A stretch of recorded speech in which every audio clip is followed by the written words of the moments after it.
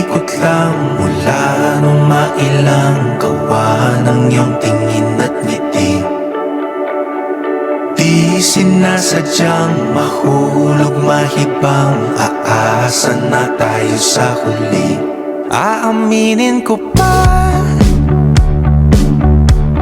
o baka bigla lang mawala kung ano mang pumapagitan sa ating dalawa. Naisip mo ba sa mga oras na tayo'y magkasama, kung ano tayo sa buhay ng isa't isa?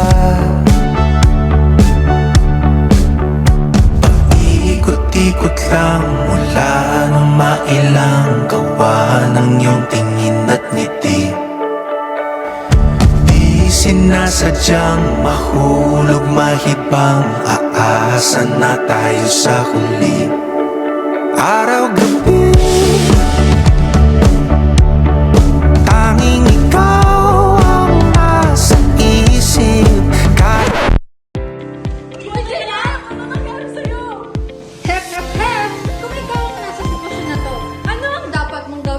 Letter A, hayaan na lang. Iwanan na natin yan. Meron nyo na yan. Letter B, emergency, doctor, beat emergency. Emergency, paging after beat. Emergency, emergency, paging after beat. Emergency, emergency, paging after beat. Or letter C, tulungan natin.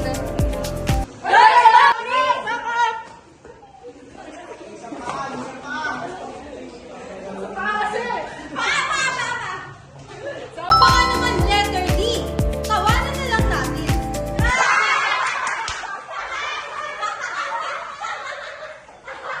Medyo mahirap yung tanong ah. Oo nga. Ano kaya pipiliin natin? What if letter B? O kaya letter B na lang? Magtatanong na. Ito na lang, tawagan natin yung mga doktor. Sino doktor? Dr. Sax! Ha? Sino? Sino yun? Hello? Kayo po ba yung Dr. Subsi? These dangers. Check for any immediate danger to yourself, the casualties, or others. Ensure that the area is safe before proceeding. R. Responsiveness. Assess if the person is responsive by calling out to them and gently shaking their shoulders.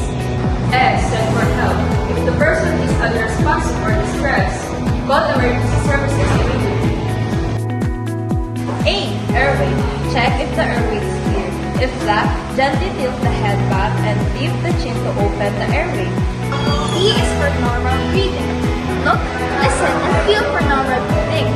If the patient is not breathing normally, then you can proceed to CPR.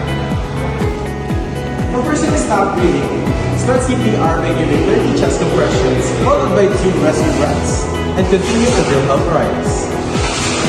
Cardiopulmonary resuscitation is a life-saving emergency procedure that is performed when a person's heart stops beating or when they are not breathing normally.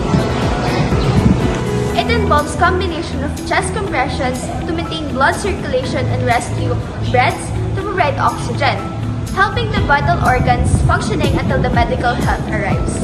CPR is essential in cases of cardiac arrest, drowning, or severe trauma, and significantly increases the chances of survival.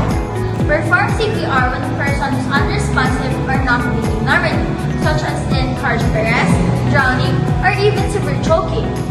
Perform the CPR and wait until the help arrives.